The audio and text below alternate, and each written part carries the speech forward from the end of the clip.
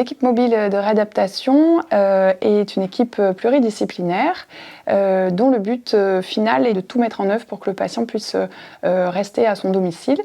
On met donc un projet en place de réadaptation. Donc, l'équipe est composée d'ergothérapeutes qui sont au nombre de 2, d'une psychologue, d'une assistante sociale et d'un médecin. L'équipe a été créée, et ça c'est assez inédit, sur à la fois le secteur privé et public. L'ensemble de l'équipe est à la fois donc, composé donc, de personnes de l'hôpital de l'Aisne-Marie et d'autres personnels sont du centre de rééducation de la Lande. L'équipe mobile se déplace dans toute la Dordogne, vraiment sur l'ensemble du département, qui sera couvert par l'équipe.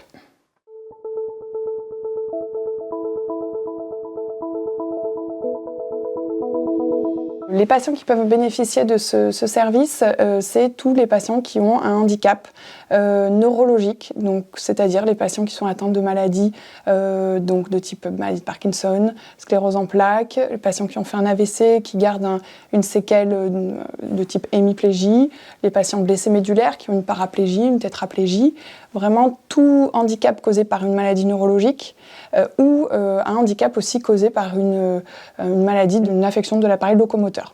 Donc que ce soit un patient amputé par exemple qui a des difficultés d'accès à son domicile, vraiment de façon assez vaste, c'est vraiment tout type de handicap neurolocomoteur, tout patient atteint de ce type de handicap qui peut bénéficier de l'équipe mobile.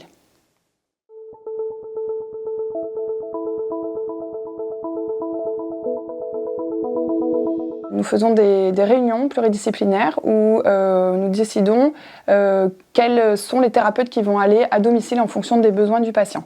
Donc ça peut être un ergothérapeute qui ira seul à domicile pour la première fois pour évaluer s'il y a essentiellement un problème d'adaptation du logement, ou bien ça peut être l'ergothérapeute avec la neuropsychologue si on voit qu'il y a des troubles cognitifs. Donc c'est vraiment adapté, individualisé à chaque patient selon ses besoins.